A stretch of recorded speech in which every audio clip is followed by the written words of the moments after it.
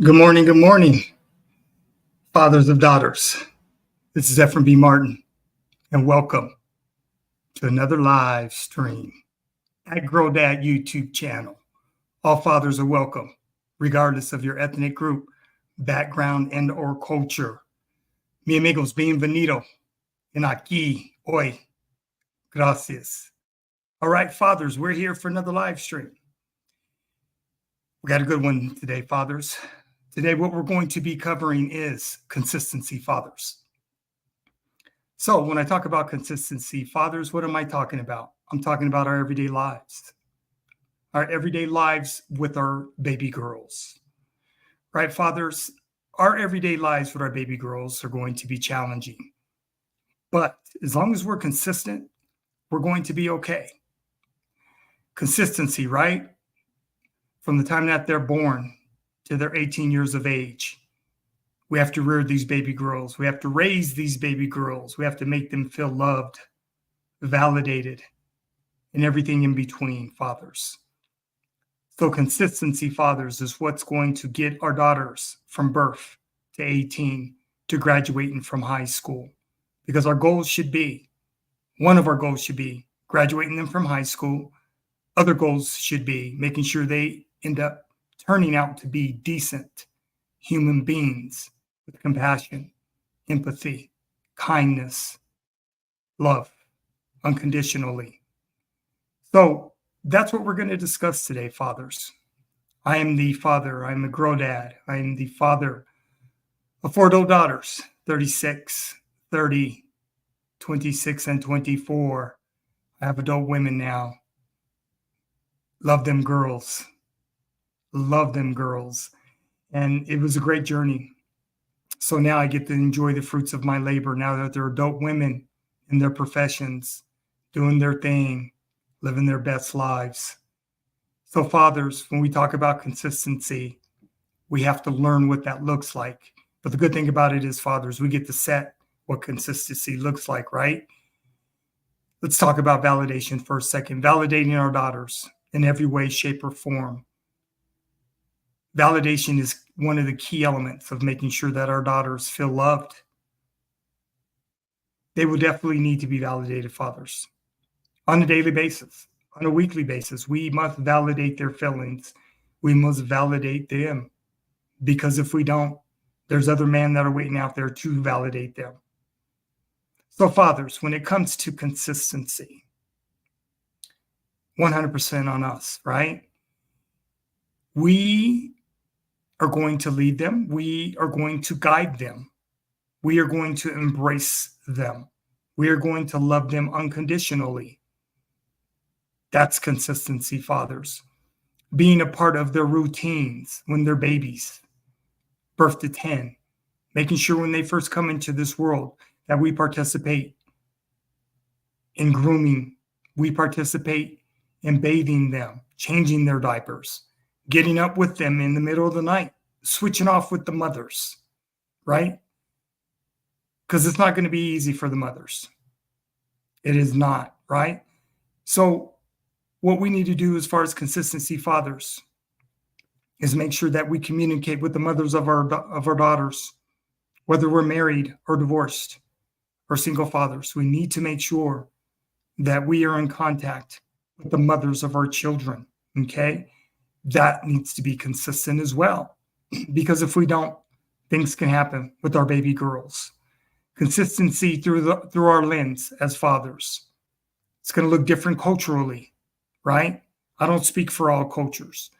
I'm a Black American, so I can only speak for my ethnic group. But what I do know, consistency amongst fathers, regardless of your ethnic group, background, and or culture, it's needed in our households. We are the lead. Our daughters are looking to us for protection and safety. So fathers, we have a lot on our plate. But the good thing is, as we learn when we're raising these baby girls and they're teaching us, it's a beautiful thing. Life is going to be great for us, and there's light at the end of the tunnel. We will have days of frustration. We will have days that we want to quit. We will have days that we want to give up. And the reason we're going to have those days And the reason that it's perfectly okay to have those days, fathers, is because we're human, right? Yes, we are going to be those supermen, but we're also going to be vulnerable men at times. We don't want to see pain and suffering with our children, particularly with our baby girls. We're going to have to learn how to deal with their emotional highs and their emotional lows, right? We're going to have to learn how to make adjustments, fathers. We're going to have to learn how to listen with an open heart. We're going to have to learn how to lead them the way they need to be leaded. Okay? So, fathers, yes, we do have a lot on our plates, but it's going to make us better men. I can promise you it's going to make us better men. It's going to force us to pull deep inside our souls. It's going to make us recognize our own childhood as little boys. So, fathers, when it comes to consistency, we're going to dictate what it looks like. We're going to implement what it looks like. We're going to follow through what it looks like. Okay, fathers? So I have some great videos today, fathers, that I'm going to share with you. I think I got about 9 videos, okay? They're all short videos, 6 to 8 minutes. So I just want you to hang in there with this live stream, fathers, and feel free to leave comments. Definitely subscribe, like, share my videos with all fathers or anyone who can benefit, okay?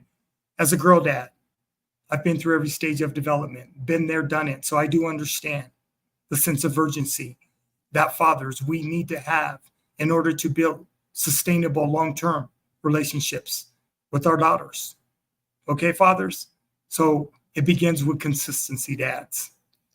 All right, fathers, let me get the first video set up. I'm going to do the first 3 videos back to back, and then I'll come back and I'll give you my commentary on it, okay? So let's get this first video set up, fathers. Welcome and thank you for being present.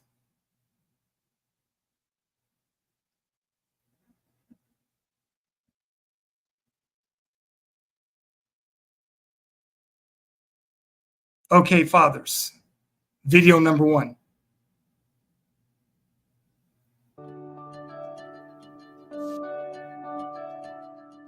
One of the biggest challenges parents struggle with is being consistent in setting expectations and following through on rules.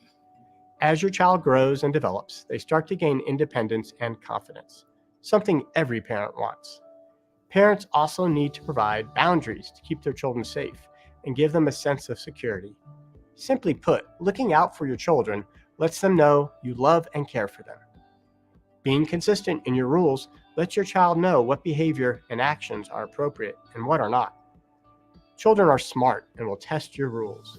So if you only sometimes enforce a rule, they will consistently challenge you, which can lead to tantrums and power struggles between you and your child. And of course, when there's 2 parents, it's even harder to be consistent. Both of you at the earliest stages should talk about what rules you agree on and which you do not. Being on the same page with the most important and bigger issues will make both your lives easier. This might include things such as bedtimes, respectful language, helping out at home, getting ready for school, homework, or limiting screen and video time. Communication and consistency are both keys to setting expectations and enforcing rules, which will help you feel better about being an effective parent.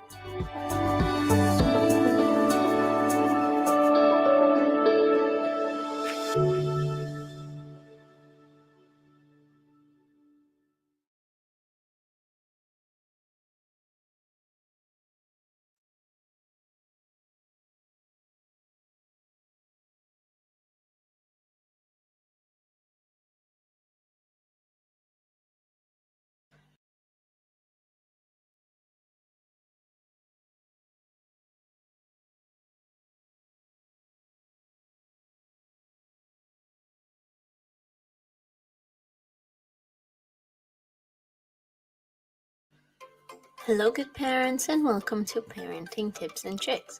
Today, I'm talking about consistency in parenting. I'm going to explain why it's important to have consistency in most aspects of your life when raising your kids, and state 3 major consistencies you should have if you want your child to be happy, disciplined and healthy inside and out.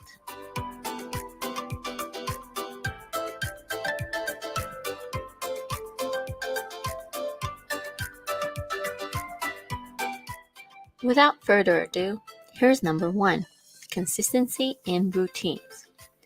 It's important to have the same routines most workdays and more or less structured weekends as well. This helps your child achieve calmness opposed to the chaotic, unpredictable, anxious feeling children without any type of routines have. Routines help children in forming healthy habits such as being neat and organized, having personal hygiene, and planning ahead. It is very likely children with well organized days and predictable daily activities will form their own healthy routines and have healthy habits as they grow older and more independent. Number 2 is consistency in rules. This means having the same or very similar rules apply in every situation and surroundings, whether it be your home, the park, school, the supermarket, or while visiting family. This helps your child make good choices and decisions, as well as always being aware of the importance of appropriate behavior and knowing exactly what appropriate behavior means and what it is. Having consistent rules also helps children while adapting to the world around them and making them feel like they are in control because they know what is expected of them at all times.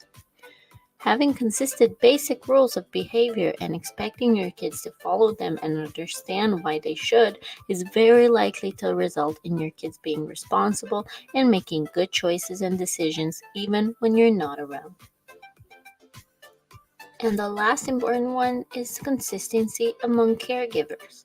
This means that all the child's caregivers, such as parents, older siblings, grandparents, nannies, and teachers, should basically have the same or very similar rules and same or similar attitudes towards discipline and rules, as well as similar ways of raising the child in general. This helps the child develop morals and values.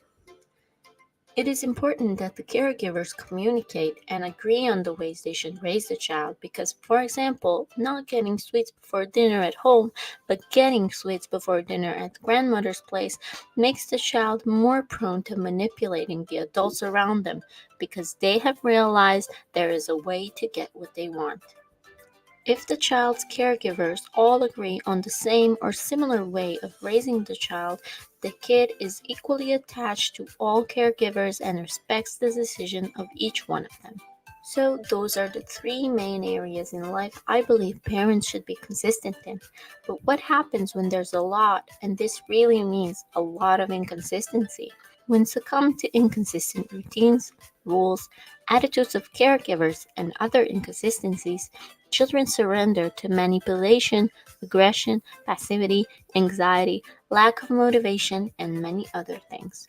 This is why you have to try your best to be as consistent as possible and avoid all these things becoming a part of your child's personality.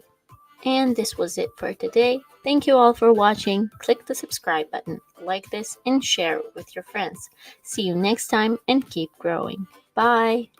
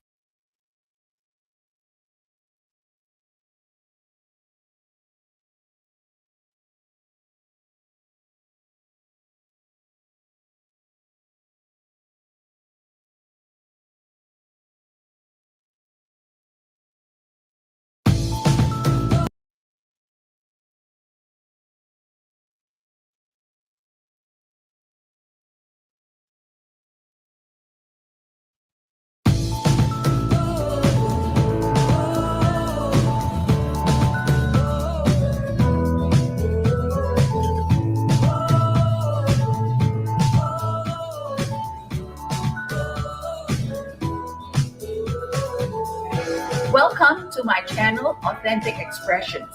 This is Mige Lim. Today's video will focus on parenting with respect and consistency. Many of us did not get the rule book on the memo on parenting with respect and consistency.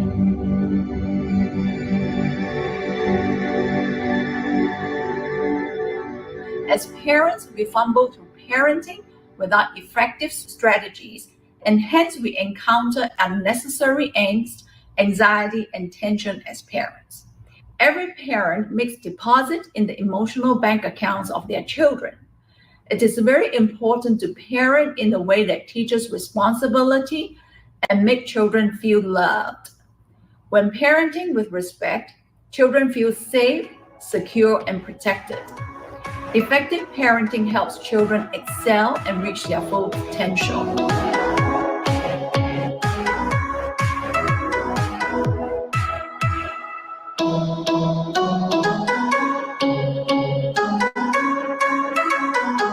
Important to learn to walk away from the conversation. Hanging around will only invite further negotiation, deliberation, debate, and belabor the point. When you walk away, it conveys that you have already stated your point. Example, can I play with the iPad for another half an hour? Your response could be, well, I'm sure you remember the rules on iPad time. Then walk away. Walking away will also convey your final decision at that point.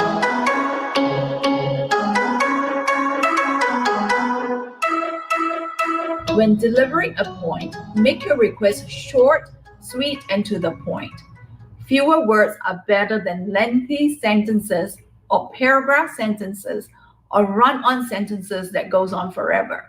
If you want people to hear you, deliver your request or thought in 1 or 2 sentences. Avoid delivering your request in paragraph form, as the content will be lost and people will not hear you and be turned off by the negative, meandering conversations.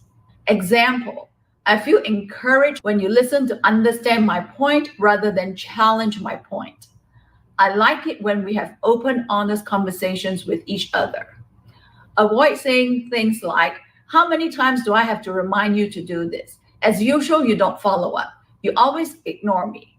Children will turn you off when you go into these meandering negative reminders.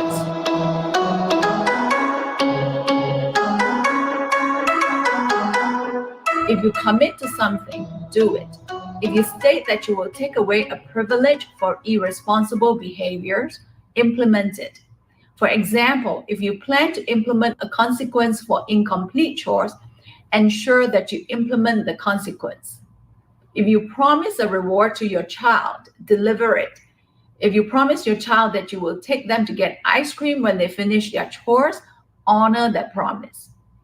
Ensure that you consistently follow up what you say you will do, even if it inconveniences you or takes more effort on your part. Eliminate repetitive threats, meaningless, empty promises, or unfulfillable agreements. Learn to say it once, avoid using threats, or only act after repeated nagging. Children become parent deaf when there is consistent nagging or yelling. If you ask for something, ensure that you follow up. People will deliver when they know that you will follow up and ask for the requested behavior or item. Example, once the allocated time to use digital devices is up, ask them to turn off all devices and put it up. If you have small children, ensure that these devices are out of sight or out of reach. Many parents fall into the habit of letting resentments build up rather than addressing it promptly. Once you're aware of slacking off behaviors or repeated unfulfilled promises, express it. Do not let it build up, then you will blow up at a later point. Example, to make sure that we stay on task with completing your chores before the weekend, when would you like to set a time to complete your chores? Another example is, let's get into the habit of completing all your homework before playing your games. What is a schedule that will allow you to complete your homework first? Always be on the lookout for small, minor efforts of contribution and express gratitude for completed actions. It demoralizes children and teens when their parents highlight failed attempts or the lack of follow up. So make it a habit to show gratitude and appreciation after completed tasks. Example, I truly appreciate it when you stay on top of all your tasks and complete your chores on time. It helps me when you let me know what schoolwork you have completed each evening. It means a lot to me when you complete all your homework without being asked. I noticed that you honored your curfew time and came in on time today. I appreciate that. Listen to what they are saying or not saying. Do not respond to every question asked. A non response can also mean that you have already answered the question and does not require further explanation or response.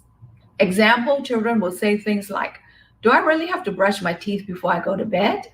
Can I play with the Xbox for another hour? I want to spend another hour on my iPad. All of the above questions really do not require a response.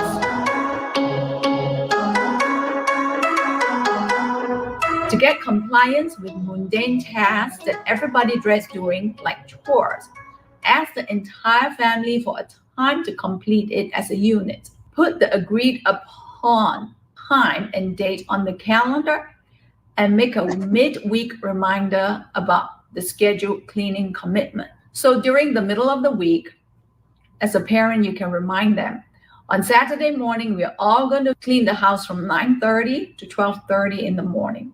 And if you have any activities with your friends, do plan it after 12:30.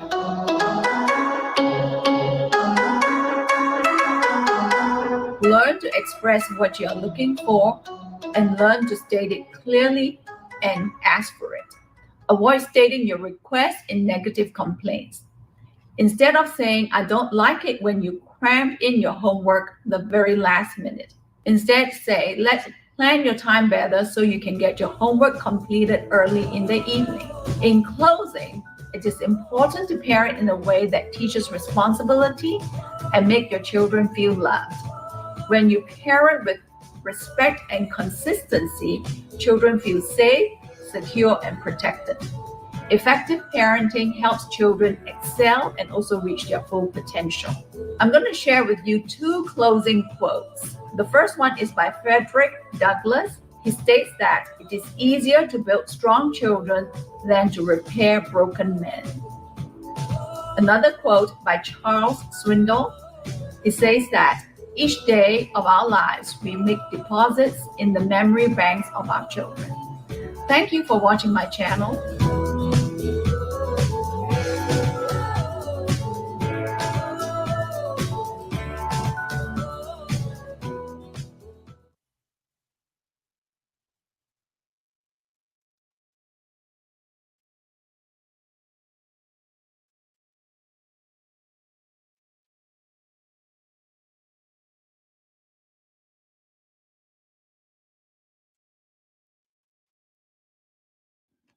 Hi,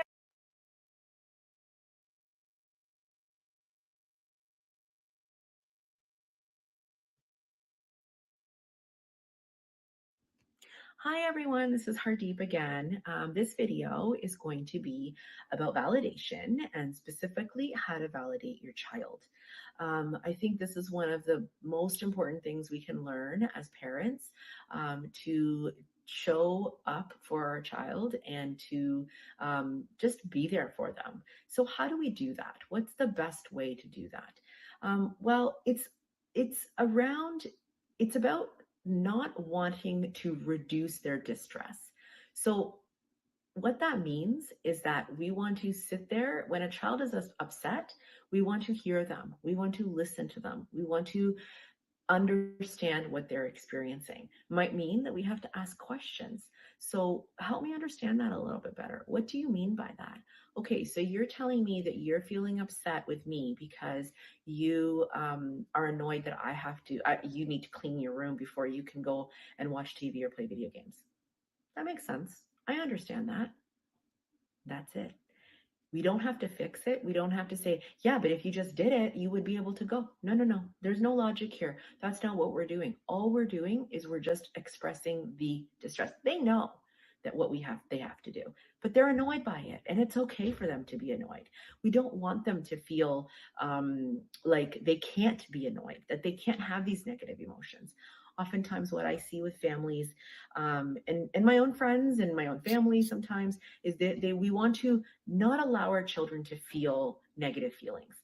No, let's do that. Let's give them the space to feel those feelings, because we want them to trust that if I am experiencing something negative, if I'm feeling sad, anxious, fear, worried, etc., that somebody is there to handle those big emotions for me. And so I like to say things like, it's okay. Tell me more about that. Tell me what you're experiencing. Tell me what you're feeling. Yeah, I get that. That makes sense to me. I'm sorry that that's going on for you, etc. Those kinds of words you'll see the distress drop for that student, for your child.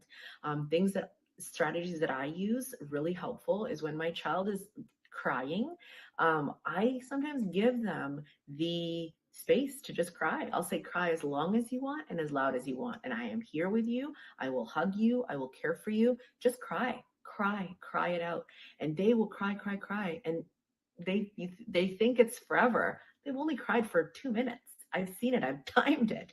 And so my daughter said to me the other day, Mommy, when you say to me, cry as long as you want, for some reason, it makes me feel better. And so that is the act of holding space for your child. It's the act of saying to your child, your emotions matter, and I will take the good with the bad. The more you do that, the more you are honoring and supporting them.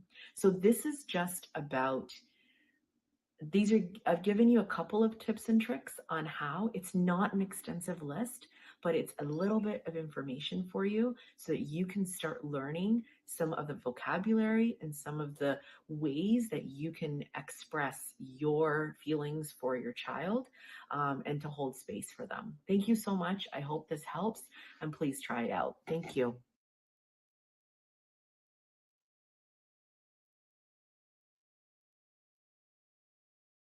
Okay, fathers, 4 excellent videos. What are your thoughts? What are your thoughts on consistency? And you had great examples. You had a medical doctor, you had a PhD, and you had just a regular everyday mother talking about validation. Those are all excellent examples, fathers. And this is one of the things as men, we're going to have to learn how to come outside ourselves and use resources that can help us become better as men, right? I'm a resource. Grow Dad YouTube channel is all about fathers of daughters, grow dads. That's what I'm doing here. This is my way of giving back.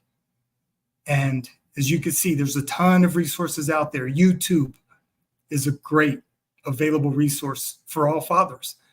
Always do your own research, dads. It's important that we do our own research.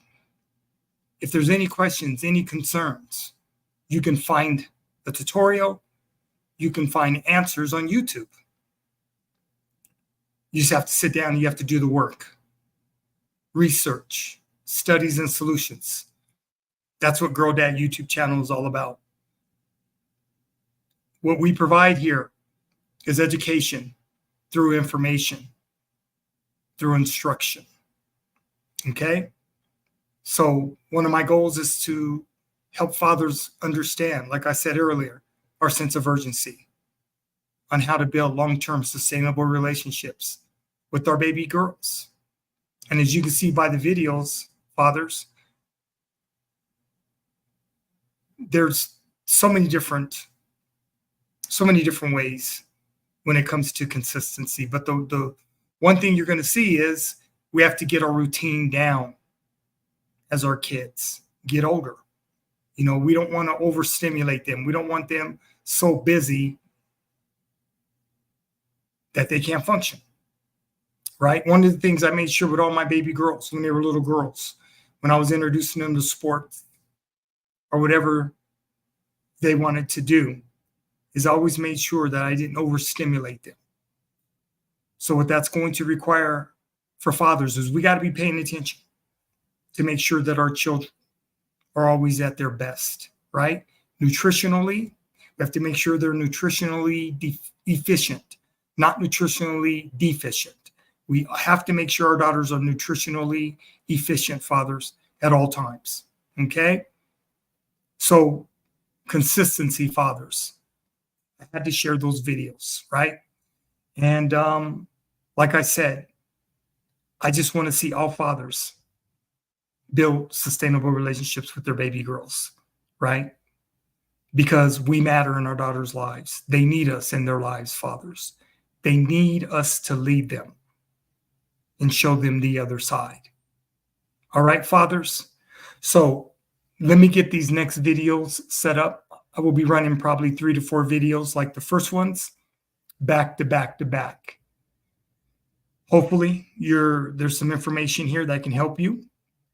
And maybe it might take you in a direction to, like I said, do your own research. Doing your own research is a beautiful thing. Once you start using the resources at YouTube, unbelievable videos. Visualization can only help us, right? When you're actually hearing from someone else who doesn't look like you, who doesn't talk like you, but can provide resources. We got to take advantage, fathers. We've got to take advantage. Okay, let's get these other videos set up, fathers.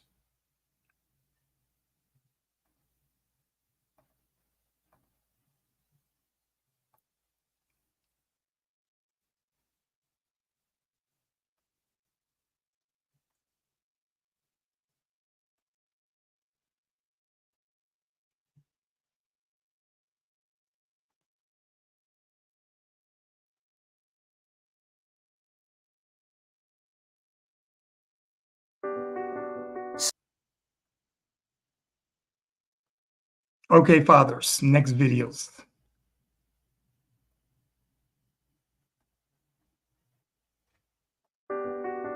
Science at the Child Mind Institute is a remarkable enterprise. In just 10 short years, we've produced over 200 peer-reviewed journal articles, and we have become the leader in neuroimaging in children's mental health worldwide. And we have shared over $1 billion worth of data with scientists everywhere.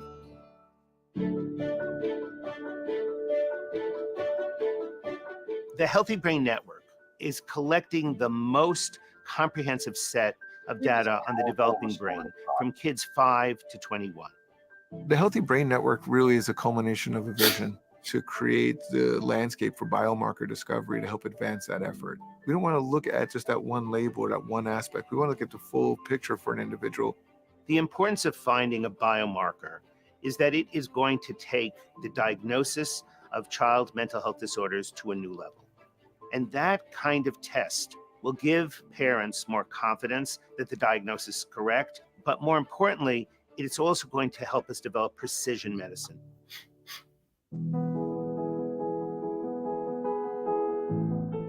Open science, it's essentially an approach to science that emphasizes transparency and emphasize the sharing of information. When we talk about open science, whether it be open data sharing, open access tools, or the culture that are embodied in these, what we're really talking about is how do we improve the efficiency and the quality and impact of research. I'm just constantly amazed at how the child mind is in this area, as well as in understanding the human brain, both basic and clinical science dimensions, is taking an international and important lead.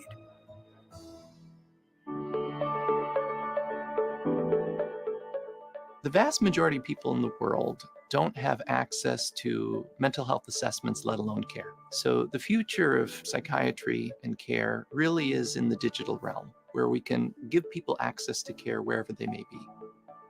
The Matter Lab is dedicated to building wearable devices and smartphone and other technologies to be able to track and better treat children with mental health illnesses. The innovations developed here allowed us to ask questions that we would never have been able to before. that's really accelerated the pace of research on human brain development. I'm hopeful that the science we're doing at the Child Mind Institute is going to improve the lives of children who struggle with mental health or learning disorders. It's going to improve our diagnostic procedures. It's going to make treatment more effective. We're very proud of what has happened in the past 10 years, but we're incredibly optimistic of what's going to happen in the next 10 years. We're focused on changing tomorrow, the way clinical practice is going to happen tomorrow, but we're also helping to deliver the best diagnostic consultations that we can provide today.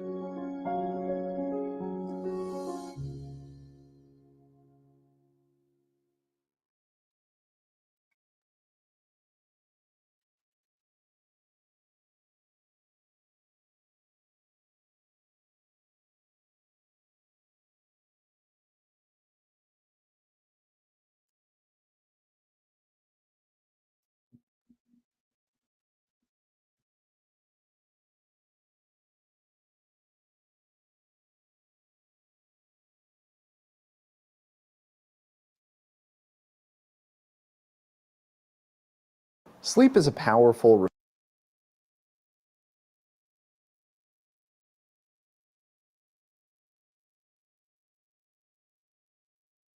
Sleep is a powerful restorative process. It helps us function better physically, emotionally, and metabolically.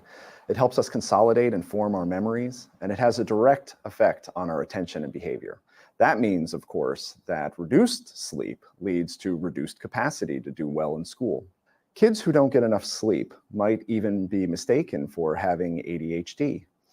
Some of the symptoms are the same. Kids running low on sleep are less able to concentrate, more easily distracted, and more hyperactive or impulsive. And kids of all ages have a harder time learning when they don't get enough sleep, from fussy, overtired infants to high schoolers nodding off in class. Let's start by talking about the basics of sleep hygiene. Sleep is essential, but many of us, kids and adults alike, don't get enough of it. One of the best ways to get back on track is through better sleep hygiene. This means establishing habits that promote a good night's sleep, like setting a routine. Routines look different at different ages. For example, infants aren't born with the same biological clock that keeps us asleep at night and awake during the day. Instead, infants will sleep for a few hours and then stay awake for a few hours, regardless of the time of day. This is perfectly normal behavior for a newborn, so parents should let them stick to their natural drowsiness patterns and try to sleep when they sleep. To avoid having an overtired baby, parents should reinforce the natural sleep schedule by starting a soothing activity after an hour or so of an infant being awake. As parents, you can also help ease infants into the sleeping patterns you want them to develop by putting them in a sunny room during the daytime and in a dark room at night. Eventually, they'll begin sleeping more at night and napping less and less during the day. As kids get older, a routine should involve an established bedtime because they'll often want to stay up watching TV, playing games, or texting. And because it can be hard for kids to fall asleep after all the stimulation they get from doing those things, the bedtime routine should also involve some screen-free time before bed to help them wind down. The goal is for kids to go to bed already feeling drowsy. Another important element of good sleep hygiene is to make the bedroom a good place for sleeping. The room should be dark and not too distracting. Bedrooms often have glowing alarm clocks, flashing lights, game consoles, and phones that vibrate with each new text. Kids' rooms in particular also tend to be filled with fun toys that claim attention. For the best quality sleep, bedrooms should be cool and comfortable. This can be a struggle with some kids who prefer falling asleep with the weight of a blanket, but then wake up sweaty and uncomfortable. If this is the case with any of the children in your home, try to use thinner blankets and pajamas. One last rule is that the bed should only be used for sleeping. Kids, especially teenagers, use their beds for everything, including homework and watching television. This is actually bad because kids should only associate their beds with sleep. That way, when they're in bed, they know why they're there, and they don't feel like they could be watching TV instead. Consistency is key. The biggest obstacle to getting kids to sleep is often parental inconsistency. Once you've established a routine, stick to it. You want to be predictable. For example, if it's a routine, then your child should know that when they're going to take a bath, and then they're going to hear a bedtime story, and then it's lights out. Not only is predictability soothing, the built-in warning gives them a chance to get sleepy on their own before it's abruptly bedtime. Sticking to a routine doesn't mean that you can't be flexible. Kids are more likely to cooperate when you have their goodwill, so consider building some flexibility into their schedule. For instance, you can let your child know that they can play for 15 minutes and then let them choose whether they want to play before the bath or after. Also, keep in mind that all kids are different, so the sleep routine that worked for one child might not work for their brother. The child's bed, not yours. One of the biggest sleep disruptors is the tendency of some children to go into their parents' room in the middle of the night for comfort. Some kids do this very frequently, and it can be hard on the whole family. If your child wakes up in the middle of the night, you should get them back to their bed as soon as possible. Kids like having these late-night interactions with parents, but we should do our best to minimize any reward they might be getting from them. Don't have a long conversation, and don't let them climb into bed with you. For kids who really depend on that comfort and aren't going to fall asleep without it, it's much better for parents to walk kids back to their room and then sit in a chair next to the bed to keep them company until they fall asleep. This can be hard on parents. If your child regularly wakes up, you want to make sure the chair is comfortable, but the kids need to learn that they can sleep on their own. If your child is having serious trouble falling asleep and consistent sleep hygiene isn't working, it's always a good idea to consult a pediatrician. Sleep medication shouldn't be given to children, but other interventions do work. Kids can learn relaxation and self-soothing techniques that help them fall asleep. And as they get older, there are cognitive tools that can help too. I'm Dr. Kenneth Schuster, a clinical neuropsychologist at the Child Mind Institute. Thank you for watching. Head to the Child Mind Institute's Family Resource Center at childmind.org to find hundreds of articles and guides to help kids and families who are struggling with mental health, behavior, or learning challenges. If you found this video useful, please like and subscribe to the channel below.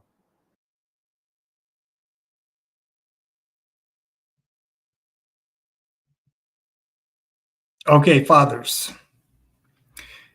2 excellent videos from the Child Mind Institute. All videos that are shared on all my live streams, they're always in the description. So feel free to check them out. Child Mind Institute for Kids is amazing. When I came across, I do tons of research for all my live stream fathers. So when I came across the Child Mind Institute, I was just blown away because when you go to their website, and when you go to their YouTube channel, they have all these playlists that are broken down specifically to help parents. So fathers, this is what I do. I do the research for you. I present them through live streams, and then you can do your additional research. That's how easy it is, right? So there's absolutely no reason why fathers should not be on top of it. There's no reason today in 2024. There's no reason. There's no excuses. There's no reason. We have to make time because resources, they're available to fathers. And like I said, I'm one of very few YouTube channels that actually go deeper when it comes to our daughters because I've been through every stage of development with our baby girls. I have adult women as daughters. So I'm not coming from the perspective of going through it. I've been through it with 4 baby girls. So I know what I'm talking about here, fathers. And I'm sharing with fathers because I want to see you have great relationships with your baby girls. That's what I want to see. Okay, fathers? So the Child Mind Institute, like I said, valuable resource. And feel free, all videos, they are in the description, fathers. Okay?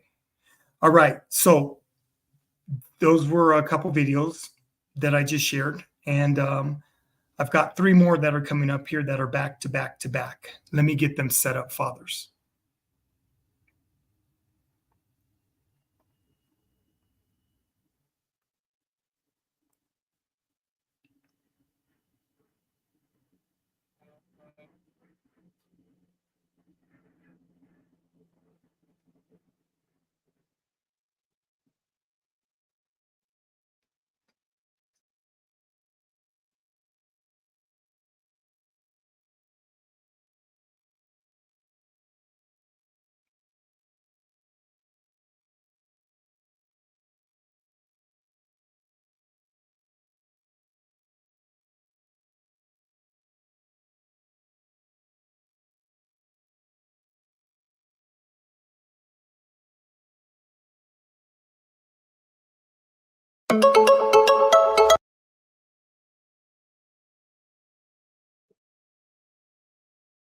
Okay, fathers, here's the next 3 videos.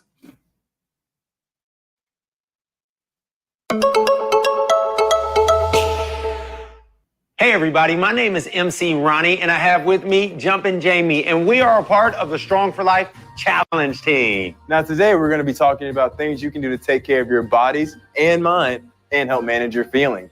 Now, have you felt sad or maybe mad lately? Maybe nervous or frustrated? That's okay, it's normal, and you're not alone. And once you realize what you're feeling, there are some things you can do to help make yourself feel better called coping skills. Coping skills are things we can do to manage our feelings and handle stress. It doesn't have to be difficult or take a long time. We all need to use and practice coping skills regularly so that we get better at them. Just like when we practice math, reading, and writing. Now here's some things you can do. Maybe listen to music, play a sport, think of a happy place, or be active. Well, hey, let's try a few examples together. Now, everybody stand on up, and now let's do 5 jumping jacks. 1, 2, 3, 4, 5.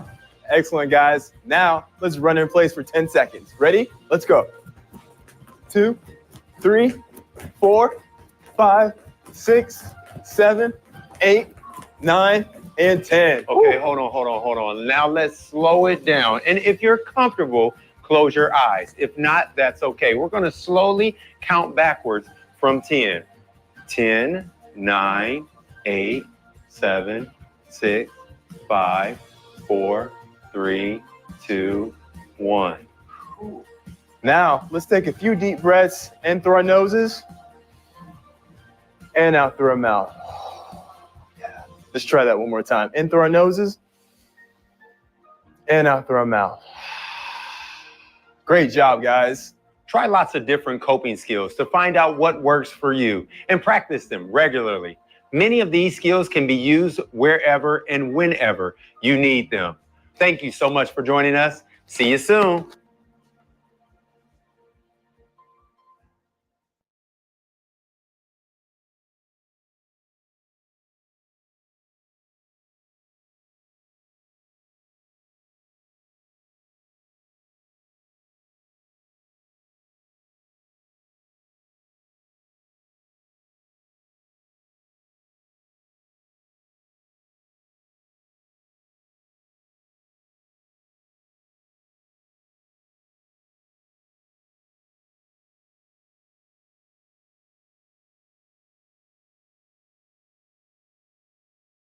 I don't know, a feeling to me is something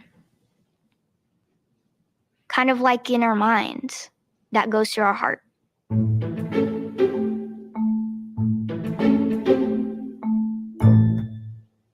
Hello, middle school students, AKA the future of America.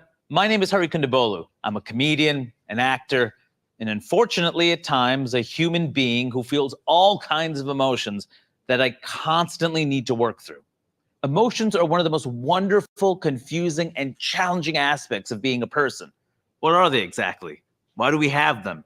And what are we supposed to do when we feel them? And when it comes to intense feelings, it turns out I'm not alone. Elementary school is like all fun games, Christmas parties, Halloween parties, stuff like that. But middle school is more like pressure, have to get good grades in order to get to a good college. It's really just like a lot of pressure now and more emotions, definitely mad, anger, sadness sometimes. The worst feeling that I felt actually is in school when you're trying not to cry. Sometimes I cry when when I don't understand something. So that gives you an idea of how sensitive I am. I feel all the emotions. There's some happiness, anxious, shame. How do you explain overwhelm? Feeling that I have the most is sadness. Behind that sadness, then there's more sadness, pushing that even more from all these other things that are coming back from the past. I'm super upset because we actually did a funeral of my grandma. It's like really upset. It's like really sad. When we feel emotions, we can often be feeling a mix of more than one. I felt anger and happiness. That one was weird. Like You're angry at your sister and you see her fail and you're like, There's times where I can feel like happy and excited for most things, but then inside I'm like nervous. it was so many mix of emotions. I couldn't express it. I'm in like clubs, like some clubs at my school. So like I get nervous because I'm like one of the leaders sort of.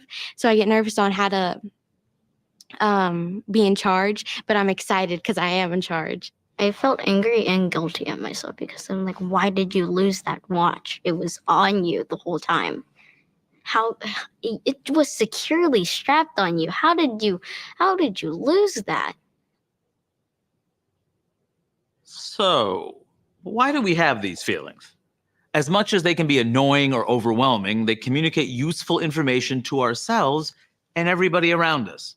Often, our bodies know how we're feeling way before we understand it. When I'm angry, I'm like vigorously doing these hand motions. Feel it in my chest and my brain. My brain was just, every time that would happen, my brain would just go in a whirlwind. My heart and my chest starts like cramping up. Like ba-bum, ba-bum, ba-bum. When the teacher calls on me, it kind of like my heart stops and then it goes down all the way down to my legs. These physical sensations can be a lot. But when this happens, a good first step is to take a deep breath and just observe what's happening in your body. Then label the emotions or multiple emotions that are happening. Maybe notice to yourself what level of intensity it is on a scale of 1 to 10. Think I'm fairly good at understanding my emotions. When I'm crying for no reason, that's a big telltale. I did write down that sometimes I don't like being called on without raising my hand. But writing it down gets it out of you. You've already emptied it and you're just sharing it with somebody. So that definitely helped me out. If you just talk to someone, it just like makes it feel like an empty canvas. When I was younger, like 5th and 6th grade, I hated myself like a lot. Like just looking at myself in the mirror, I had a lot of acne then as well. I was overweight, I was short. I just didn't like my appearance at all. I just didn't want to like meet up with my friends or talk to people or like girls or anything because I don't know, I just didn't like how I looked. I always wore like baggy clothes and things, and I still kind of do now, but I'm better about it. After you label your emotion, you might still be feeling it. But by labeling it for yourself, you can help understand what might be going on. And then you can explain your emotion to other people and then have even deeper relationships with them. Ideally, the goal is to have a life where you feel a broad range of emotions, understand what they are, how they're affecting you, and learn how to deal with them.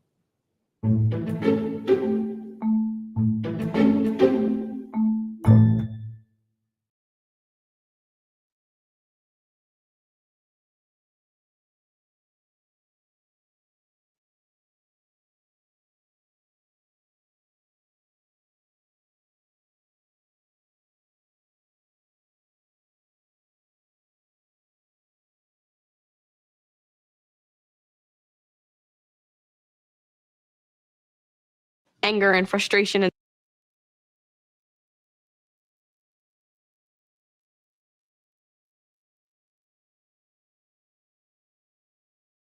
our minds are just so weird. It's crazy, and like they're so powerful, and they can make us feel happiness and they can make us feel sadness, but it can be a lot.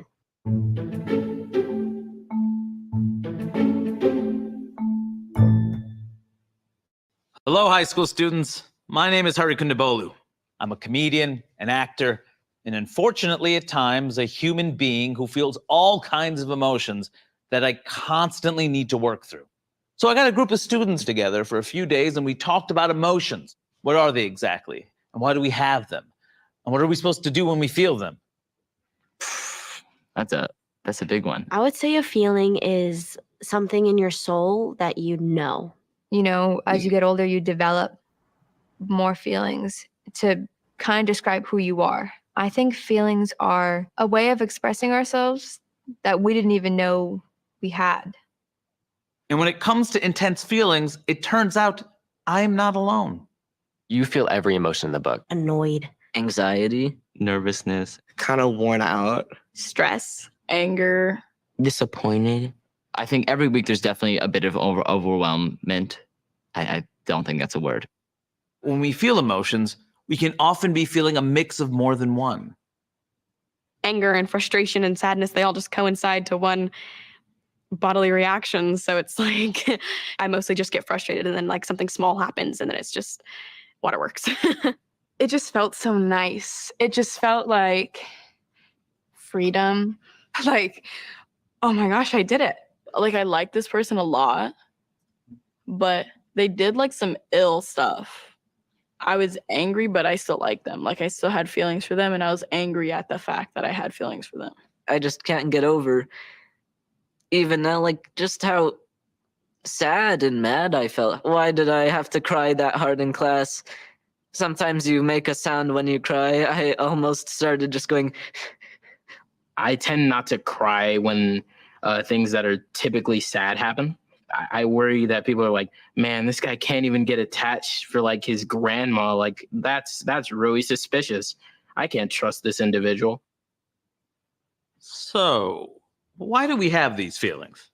As much as they can be annoying or overwhelming, they communicate useful information to ourselves and everybody around us.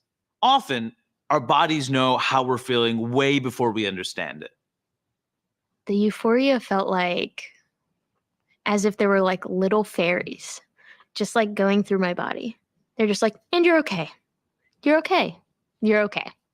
I think you like feel like pride or like excitement here. Like I think there's actually like maybe like a glow or something in your chest that you can feel. I was so angry. I was shaking. My heart was pounding, and I was like spinning in my head, and I was getting hot, and I was getting sweaty, and I was like hyperventilating, and I didn't know why. I guess it's more like a feeling in my stomach. It's the equivalent of like two bunnies hopping down the road. These physical sensations can be a lot. But when this happens, a good first step is to take a deep breath and just observe what's happening in your body. Then label the emotions or multiple emotions that are happening. Maybe notice to yourself what level of intensity it is on a scale of 1 to 10. They range from like 5 to like 10 sometimes. During tests, it's 11. I feel like I can, label the feelings that I'm feeling pretty early on, early enough to where I can say, hey, I feel a not so good feeling coming. I'm really good at knowing my emotions. I'm not very good at expressing them, because I was like, you know what, like I'm dealing with it. I'm doing it on my own. But now I'm like, you know what, it's good to like tell people how you feel. And like, if the person who's making you feel bad doesn't know they're making you feel bad, they can't fix anything. After you label your emotion, you might still be feeling it. But by labeling it for yourself, you can help understand what might be going on. And then you can explain your emotion to other people and then have even deeper relationships with them. Ideally, the goal is to have a life where you feel a broad range of emotions, understand what they are, how they're affecting you, and learn how to deal with them.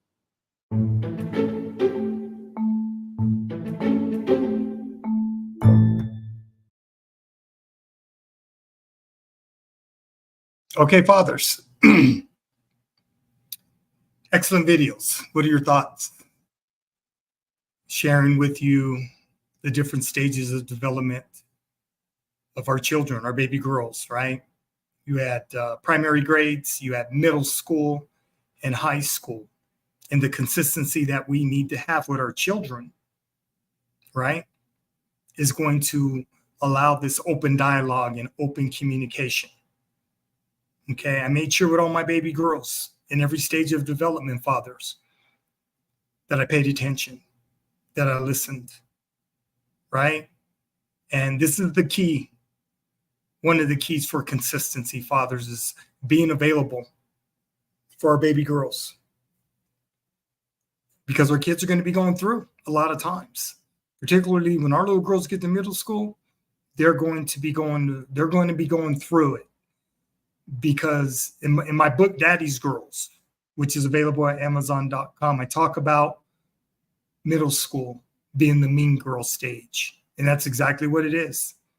It's the mean girl stage. I'm a former teacher, restorative justice coordinator and dean of students. I talk about this. I worked in K-12 education for 10 years. I worked in the criminal justice system for 20 years. So I have 30 years of experience of directly working with children from all socioeconomic backgrounds and or cultures. So I know what I'm talking about here, fathers. So the consistency that we have to make sure is our availability more than anything else. We have to be available to our kids. We have to be paying attention, fathers. Okay? We have to understand their moods, their mood swings, their emotional highs, their emotional lows. We have to be a part of that success. Okay, fathers, I have 4 videos left. And what I'm going to present to you is why children cut themselves. What is cutting? Okay, so we're going to take a look at these 4 videos, and then we will end this live stream. All right, fathers, let me get them set up.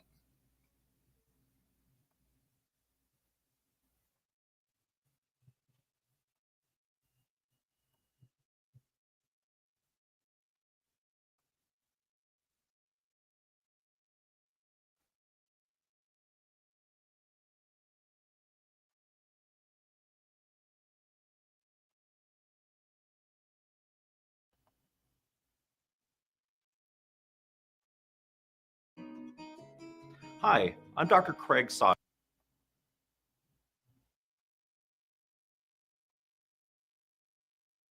Okay, fathers, last 4 videos.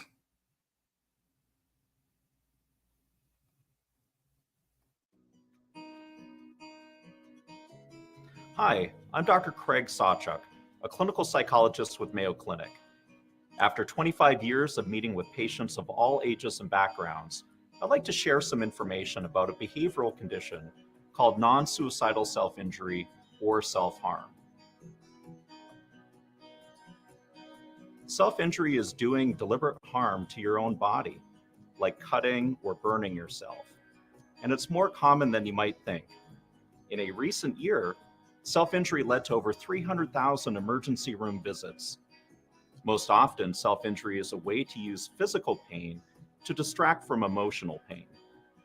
It may be done to try to get some sense of control or relief from intense urges or emotions, or to punish yourself for perceived faults. Even if suicide is not your intent, self-injury can be serious or even fatal. Getting help now can teach you or someone you care about much healthier ways to cope.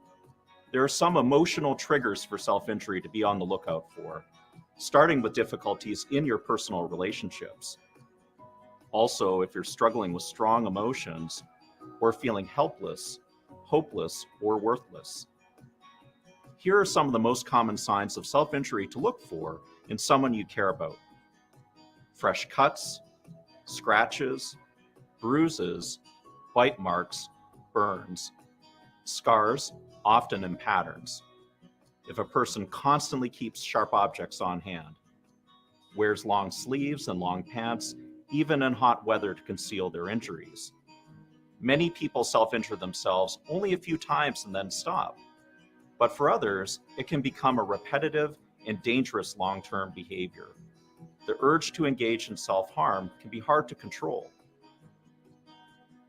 If you're injuring yourself, even in a minor way, or if you have thoughts of harming yourself, reach out for help.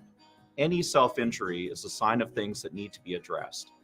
Even though it might feel embarrassing or difficult, start by talking to someone you know and can trust, like a friend, healthcare provider, spiritual leader, school counselor, nurse, or teacher. Ask them to help you take the first step to get the supportive, non-judgmental care you need. If you think you may hurt yourself or even attempt suicide, call 988 now. It's free and confidential. If you're severely hurt or it's an emergency situation, call 911 immediately. If you have a friend or family member who is self-injuring, the discovery can be a bit scary or shocking. Here are some ways you can help. Express your concern, but be calm and avoid making accusations, threats, or ultimatums. For your own child, consult their pediatrician or healthcare provider to help them get an initial evaluation or a referral to a mental health professional.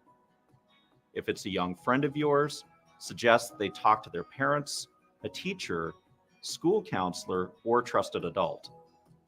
And for an adult, it's best to gently express your concern and encourage them to seek medical and mental health treatment. Self-injury is simply too big of a problem to ignore. You don't have to deal with it by yourself. Take the next step and reach out. We wish you well.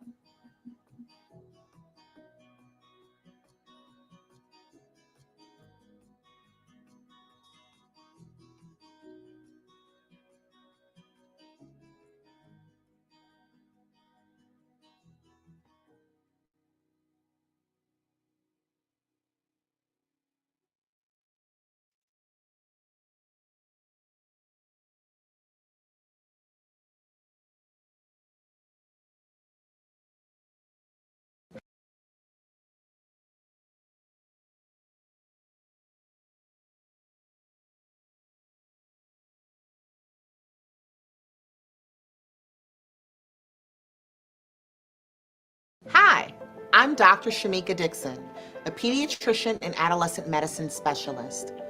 Evidence shows that 14 to 20% of adolescents engage in self-harm behaviors. And it's not always because they want to die. Some teens engage in what's called non-suicidal self-injury. They might want to decrease feelings of stress and being overwhelmed. The self-harm provides momentary relief from those feelings. Some teens want to punish themselves, and the self-harm provides the relief because they feel like they deserved it.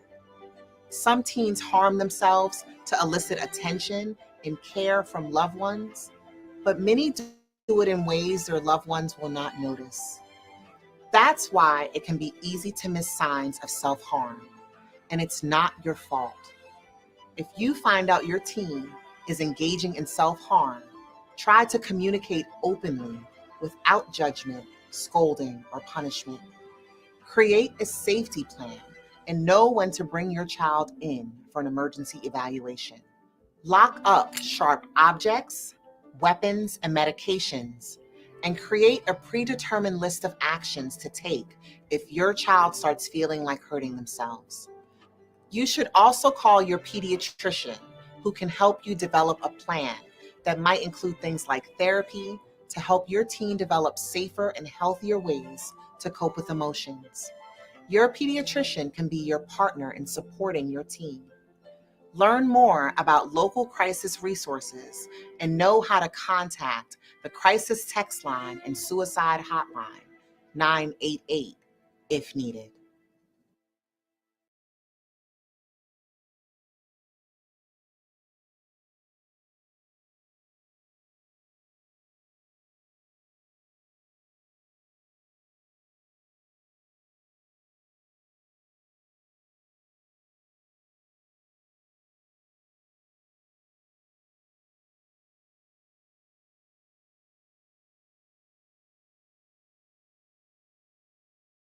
We all have secrets.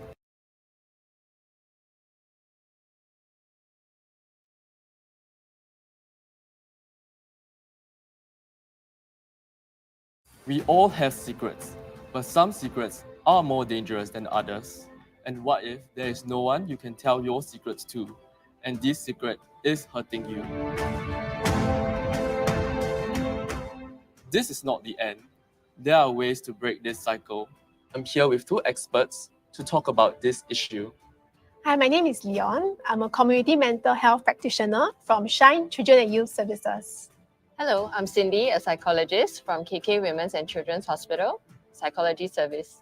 Firstly, let's define what self-harm is. So self-harm is a behavior where someone intentionally causes harm or injury to themselves. It's known as non-suicidal self-injury, NSSI for short, or deliberate self-harm, DSH.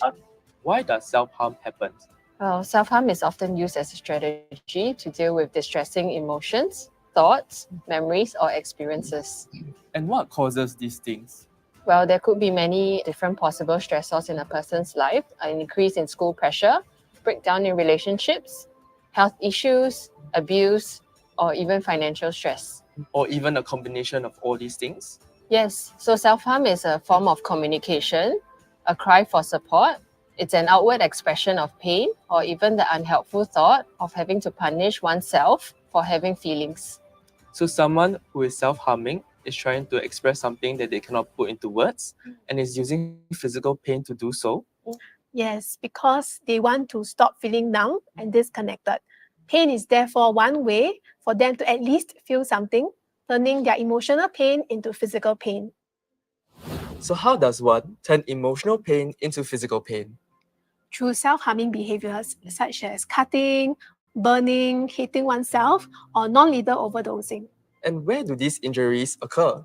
So they're commonly found on the wrist, arms, stomach, or thighs. It's also important to note that people who self-harm may tend to conceal their injuries by wearing long sleeves pants, even on a hot day. Can self-harm occur at any age? Yes, so people who self-harm may do so only once, others more frequently, and some for many years. Is self-harming natural or learned, like from social media? Usually, when a person is experiencing emotional distress and at the same time lack the skills to be able to cope with these distressing feelings and thoughts, they may engage in self-harming to fill that role to help themselves feel better. Of course, some may think about the influence of social media and of seeing others engaging in self-harm. This may influence them to engage in self-harm themselves to help themselves feel better. And are people who self-harm a danger to others? While people who self-harm are typically experiencing significant emotional struggles, they may not necessarily pose a danger to others. Self-harm is a form of expression of internal struggles and is a way to cope with their own emotions and feelings.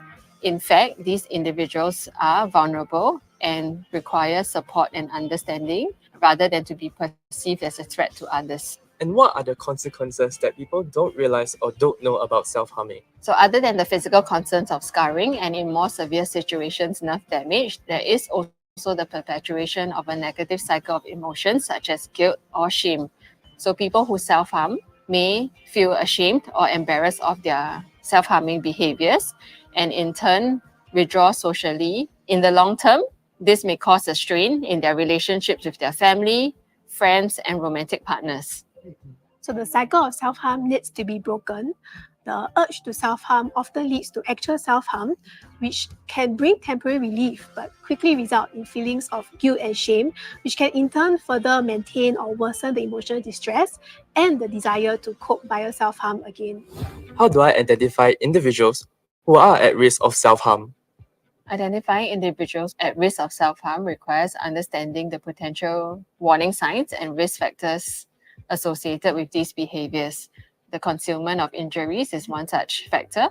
Others may include changes in sleeping habits and eating patterns. People who engage in self-harm also express emotional distress. So this may be observed in changes like mood swings and also the expression of suicidal intentions. They may also start to withdraw from social interactions.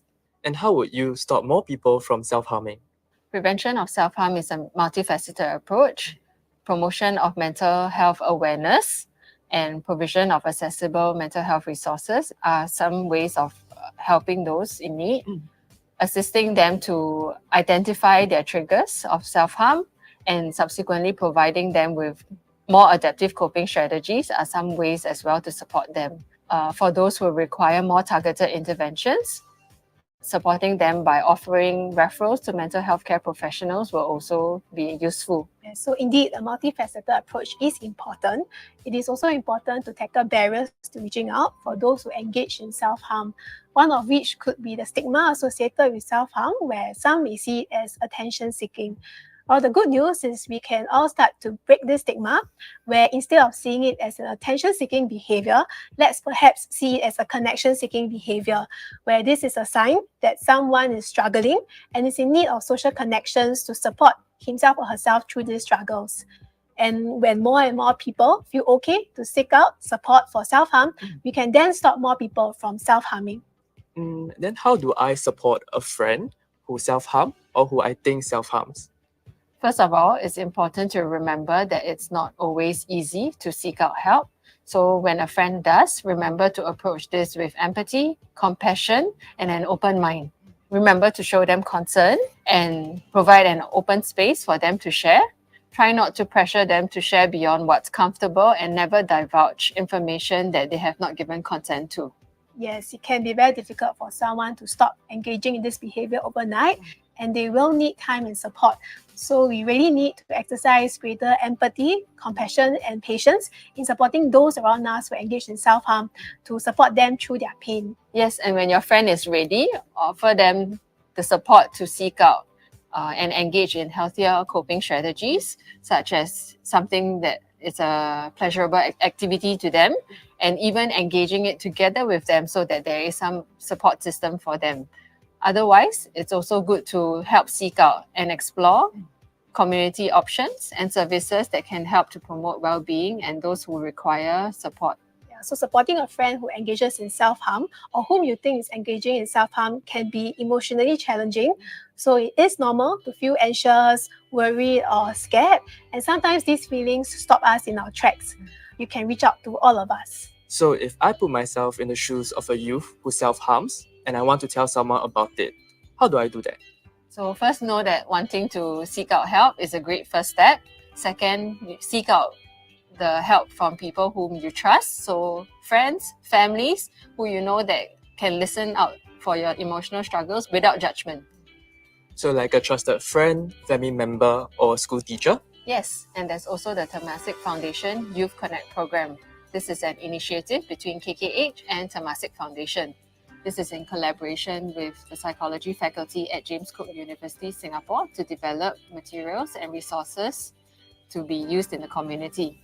We also work with school counselors and mental health organizations and practitioners, such as Shine Children and Youth Services, to support those in need to promote the well-being of youth. Yes, so it is important for any youth out there who hopes to seek support for self-harm to remember that you are not alone and you don't have to be. And to everyone else, it is our hope that with a better understanding of self-harm through our sharing, together we can create a safer, more supportive environment that can empower our youth to seek help, embrace healing, and foster resilience in their lives.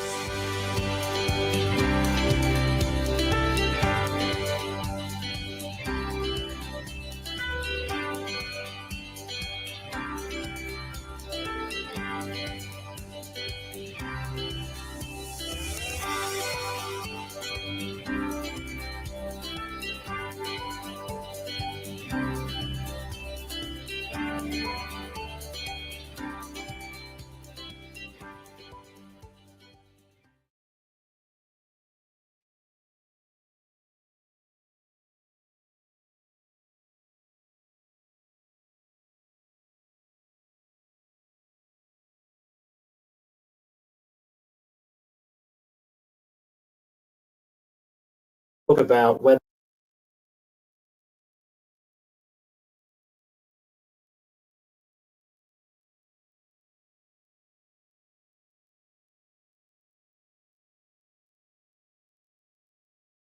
I'm Louis Weinstock, and I'm a child psychotherapist.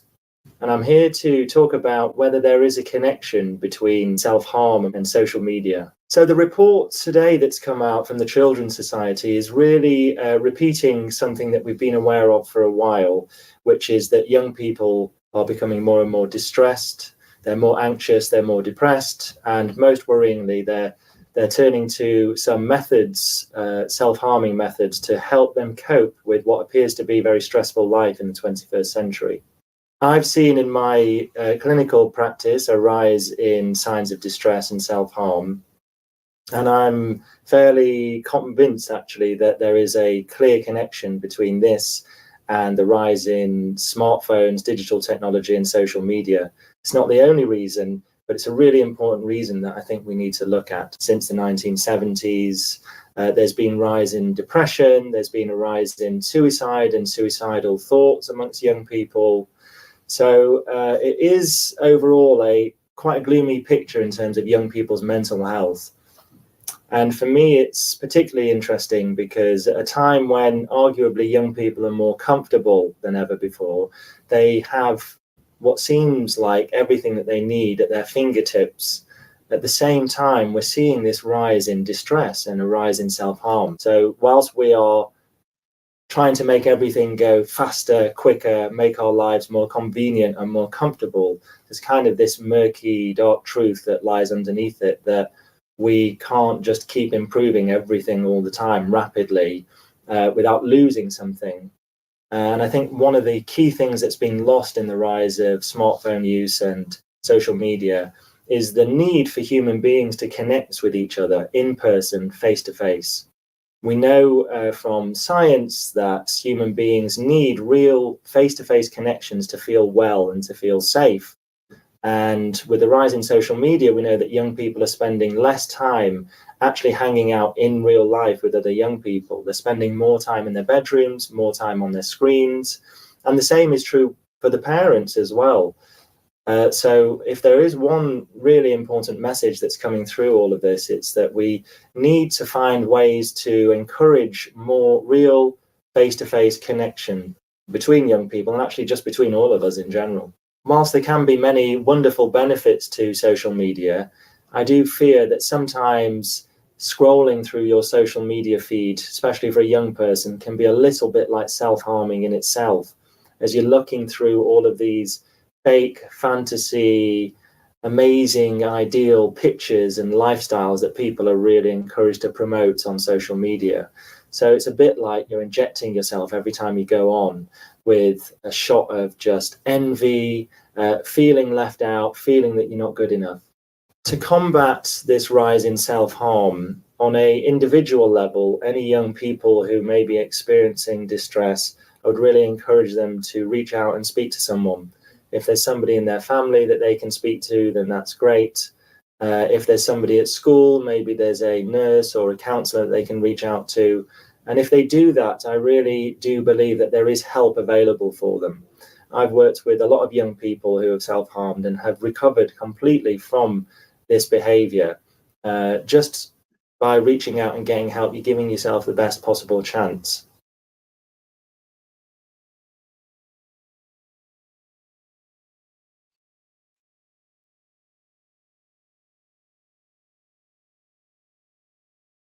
Okay, fathers,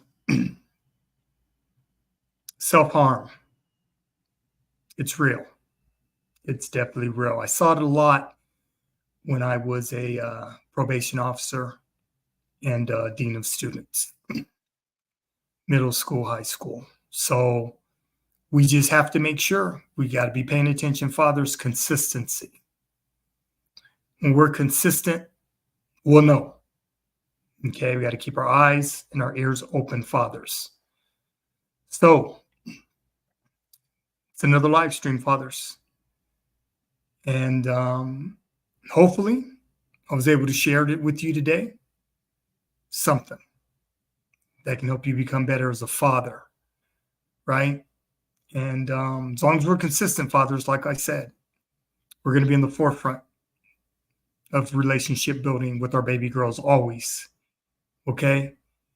And just got to put in that work. Birth to 18. We got to put in a lot of work, fathers.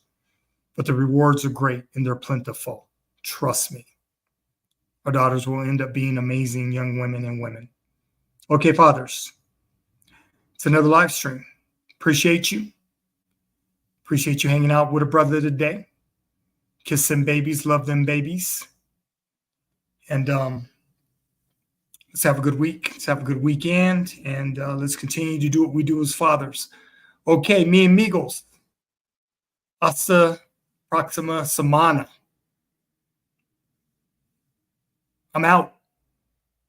Until next week, fathers. Keep your heads up. Do what you do, dads. I will holler at you next week. Peace.